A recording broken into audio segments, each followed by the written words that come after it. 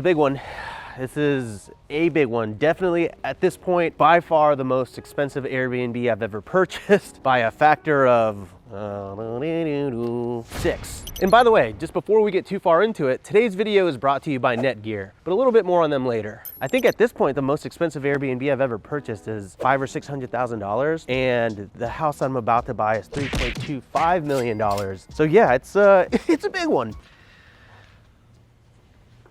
That's what she said. I really hate talking about this stuff on the channel before it closes because I always feel like it sets like a bad omen.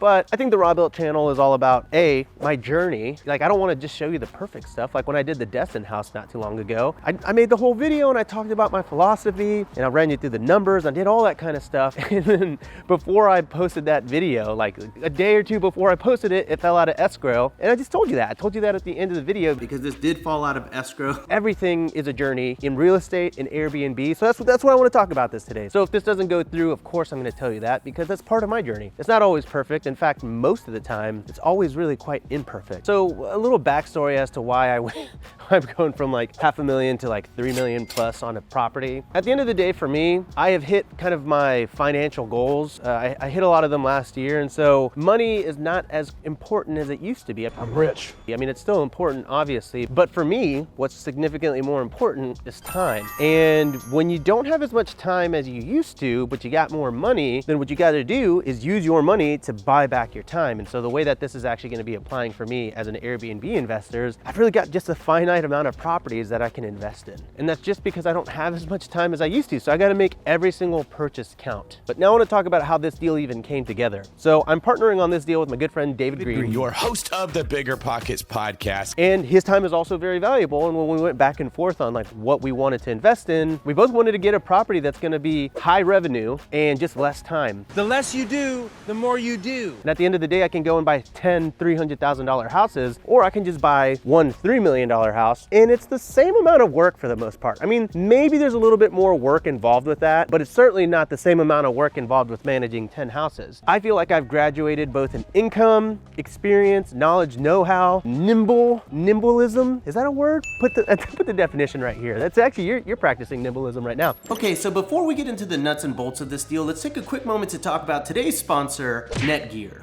With the whole pandemic and the culture shifting towards the work from home life, I think Wi-Fi is a very essential Airbnb amenity. So if you want the best, most efficient, and fastest version of your internet, then the Orbi Wi-Fi 6E mesh system is a really great solution. It's the industry's first quad-band mesh Wi-Fi 6E system. The Wi-Fi 6E allows for connectivity to all your smart home devices, all of your smart doorbells and your floodlights and all that kind of stuff. And if you're hosting a really big group, they can stream, work, do all that kind of stuff all from your Airbnb without affecting speed, reliability, and no buffering. And that's all because the system's 16 simultaneous Wi-Fi streams deliver instant, uninterrupted video everywhere in your house at the same time. Okay, and last and probably the most important thing here, it really just delivers the most insanely fast internet ever. Okay, I probably can't say ever, but it's very fast. It's also got a really crazy device capacity, meaning you can hook up a bunch of different devices and still have very reliable internet. And with combined Wi-Fi speeds of up to 10.8 gigabits per second across 9,000 square feet, your guests can have the most amazing experience at your house, streaming and watching TV instead of going out and exploring like all guests should do. I'll leave a link down in the description below of the exact system that I use, which I can totally vouch is totally awesome. Okay, back to the video. I've graduated, okay? I'm like better at every single aspect of real estate investing, and thus I'm comfortable with taking this leap of faith to both take a bet on myself, but invest in this $3 million property because I've earned it. So this is not me saying, hey, you should go buy a $3 million property. Not yet anyway. But if you are interested in learning the steps on running an Airbnb business and starting and scaling it and networking with hundreds of other hosts, then consider joining my mentorship program, Host Camp. If you're interested in that, I'll leave a link down in the description below. So now that we've established why I feel like I've earned the ability to invest in a high-risk luxury investment like this, I don't really think it's all that risky, but we'll talk about that later too. Now I want to talk about what I like about luxury. Clothes. Treat yourself. Fragrances. Treat yourself. Massages. Treat yourself. Mimosas. Treat yourself. Fine leather goods. Treat yourself. For me, I'm looking for as many ways to make money in a single Airbnb as possible, and I think that luxury properties really have so many options. So obviously with a 5-acre, $3.25 million house, yes, I can rent that on Airbnb. Short-term rentals, obviously that's gonna be a very high grossing property. We'll talk about that a little bit later. Like I'll actually get into the numbers here, but that's just one thing. That's one aspect where I'm gonna make money. Two, corporate retreats. I can now rent my entire property to a company like Google. Some of us aren't under 21, so if you want to grab a cold one with me, I'm happy to do that with you. I will not be grabbing a cold one with you. You get high? Apple, or just like a, a tech startup, whatever, for $10,000 to $20,000 a weekend, something like that. I'm not really sure. We're working on that. Weddings. I just want a bicycle!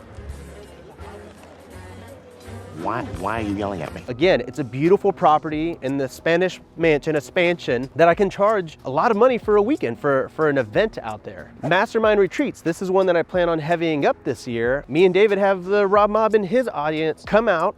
We take 10 to 20 people to come and visit us for a weekend, and we walk you through the entire process of acquiring a luxury property and running it and automating it and showing you that over a weekend, and then we'll make dollars on the actual short-term rental income. I had Caleb bleep that out because we're actually gonna comp that out a little later. And Caleb brought up a good point. I didn't talk about Puff Daddy videos. Worry if I write rhymes, I write checks. And yeah, events and the ability to have shoots there and music video shoots and movie shoots, because the land is absolutely gorgeous with views of so many mountains, and yeah, the topography is just insane. So when you add all that together and you start factoring that into the return of the house, it really ends up being quite a good investment. And the really great thing is we don't really need all that extra stuff for it to be a good investment. It just helps. Like we don't need to have events or weddings or mastermind retreats or anything like that for this one to comp out. But the more effort that we put into making this house a business, the more money it's gonna make, the better return. And now this house isn't just an Airbnb anymore, it's a business. Maybe we'll put the business counter on that because I feel like I just said business a lot. Run it back. Business, business, business, business, business, business, business. We staged that. I know what you're trying to say. You're trying to say it's time for business. It's business time. Ooh. So now let's get into the expectations of a luxury rental and how that really differs. I think you have a little bit of flexibility with most Airbnbs. Like if you have just a kind of a medium range Airbnb, people are gonna be a little bit more flexible with you if something is wrong, or if something is broken that needs maintenance and you're like, oh, let me work on that for you, or oh, I haven't been able to get my handyman out, whatever. For the most part, there's usually a little bit of grace there with those guests. I'm not necessarily sure that people are gonna have the same amount of grace on a luxury property when they're spending anywhere from $1,500 to $3,000 a night. So every single aspect of your luxury property really has to be pretty dang perfect. And I'll give you a couple of examples of what we're gonna be doing to this property to elevate the experience. So right now there's a sports court on there and it needs to be refinished completely. Now we may not do that immediately, and we're not gonna include any of those photos in the listing because if we do, people are gonna expect a sports court. Another thing is we have a pool, and it's really quite the epic pool. It's like one of the most amazing, insane pools with the view. I mean, there's greenery, but the pool isn't heated. That's gross! And in a luxury property, that's really kind of a requirement. So we're probably gonna have to spend between $4,000 to $6,000 on a pool heater to just make sure that that amenity is available to people. Now with luxury properties, it actually is pretty common to charge people a per night fee to heat the pool. So we might charge anywhere from like 50 to $100 a night for people to have access to the heat. I know that might sound like a big deal, but whenever people are paying $2,000 to $3,000, that's such a small expense for them to do that. It's usually not a big deal. I know a lot of you are like, just bake it into your prices. Oh, I hate whenever a host upsell me. Calm down. I've talked to a lot of luxury property owners. This is pretty common. And then I'm really gonna have to step up my automation game and my security game and my AV game and have like a home theater system put in and a security system put in. It's a giant house and then it's got a casita. And because of that, there are expectations that Wi-Fi also needs to be like perfect, right? Like people are gonna want laser fast Wi-Fi. And on top of that, I need to be able to supply strong Wi-Fi from one end of the 5,000 square foot house all the way to the casita. There's just so many things that come along with the luxury property. So while I know that the gross revenue is like very juicy, very chunky, a meaty boy, if you if you will, it requires a lot of work on the front end. Now, once that's all automated and I have systems in place and I have my team and everything like that, perfect. I can not necessarily set it and forget it, but it'll then become a little bit more of a normal property to manage. There's just a little bit more work that's gonna go into the front end of this, which I'm totally fine with because the actual cash on cash and the return on this property gonna be totally worth it. If you're still tracking, if you're still here, let me know. Are you still watching? watching this video? If you are, arguably you're a super fan, because I'm sure we're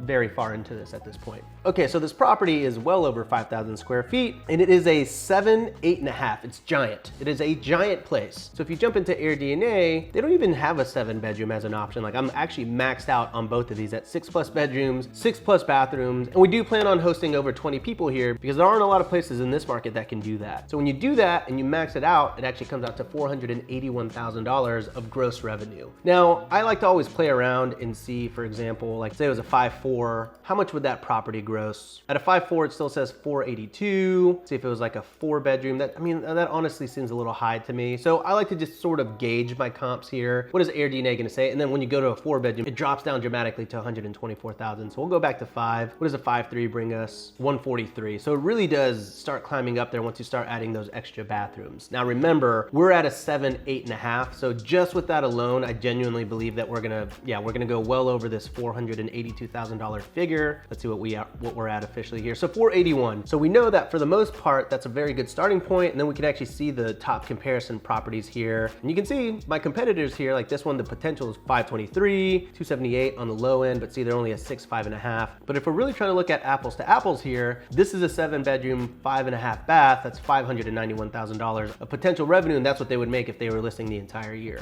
Let's look at the other 7 beds. So that's a 7-bed right there, 6 bath, $360,000 revenue possible. This is a 5.5, which is interesting, and it has it at $880,000. Actually, I'm very curious. Let's take a look. Let's take a look at what my competitor here is making. Oh, it's a Lux property. Yeah, okay. Airbnb Lux does make a lot of money, and yeah, they got it going on. I mean, this place is awesome. More awesome than mine? Yeah, in some capacities. I don't know if it's $300,000 more awesome. I mean, I think that we could actually match this personally. So a couple of things here. If you're interested in signing up for AirDNA, I'm gonna leave a link down in the description below. Every time you use that link, it does support this channel. I got a whole video on my philosophy and my POV on how I comp out properties that I did many weeks ago. I'll leave a link right here, but don't watch that until you're done with this one. But I get more into the nitty gritty there, so I'm not really gonna bog down this video with comping out this property. Okay, so I know my baseline here is gonna be about $481,000, and then I've also comped it, but honestly, this is just not my wheelhouse. I've never bought a property at this price point. There are so many little factors that can really mess with the comps on a Lux property, and so I really wanted to talk to an expert in the market. So I really sought out a realtor. I really wanted this realtor to have a few traits about them. I wanted them to own short-term rentals. I wanted them to be knowledgeable about the area, but on top of that, I wanted them to be knowledgeable about luxury properties. And this realtor happened to actually own about 5 or 6 luxury properties, and they also own a property management company out there that manages about 60 luxury properties. I mean, honestly, that's kind of a jackpot for me because they have the exact POV that I'm looking for. So after talking to them, they went to the property with me. After they went there, they were like, dude, no problem. After seeing this property and how awesome it is, you're gonna make about $500,000 in gross revenue. I would say anywhere from 500 to 5.25. So we're looking at $500,000 to $525,000 just in gross revenue from this property. And so now I actually want to just pop this into the calculator and show you where it actually comps out. So I mentioned we got this property for $3.25 million. We're doing a 15% down payment through a DSCR program. Remember, that's debt service coverage ratio. We're using the STR projections of this property to qualify us. We're gonna pay about 2% in closing costs. So that's $65,000. Remodeling on this is gonna be fairly light. I think we're gonna start with about $15,000 to paint some walls. We're gonna spend about $4,000 on the pool heater, and then there's like a few little spruce ups and things that we're gonna do. And then furnishings, cool thing about this is we actually got all the furnishings included on this. Now, we're still gonna go in and spruce this up. I'd say we're probably gonna spend about $25,000 on new art, like new outdoor pool furniture, and then just kind of, linens, throw pillows, fake plants, all that kind of stuff. You know how I do it. Legal on this, yeah, I'll say $1,500. It usually only costs me $750, but for the sake of this. Here's the other cool part about this property. We actually got the seller to provide a $75,000 credit at closing. So, that's beautiful. So that brings our cash on this to $520,000. Now our interest rate, we're still waiting to hear what that's gonna be, but it's gonna be about 5.5. Okay, so after we input all that stuff, you'll see that my monthly payment on this is just a nice, cool $90,491.84. Woo! It's pretty high. Now let's actually go in and plug everything in. So we got, let's say $1,800 at 71% revenue, $1,800. And that puts our gross at 466, but really, like I said, we're gonna be at $500,000. So let's see how we can change that up just a hair. Okay, 73, 72.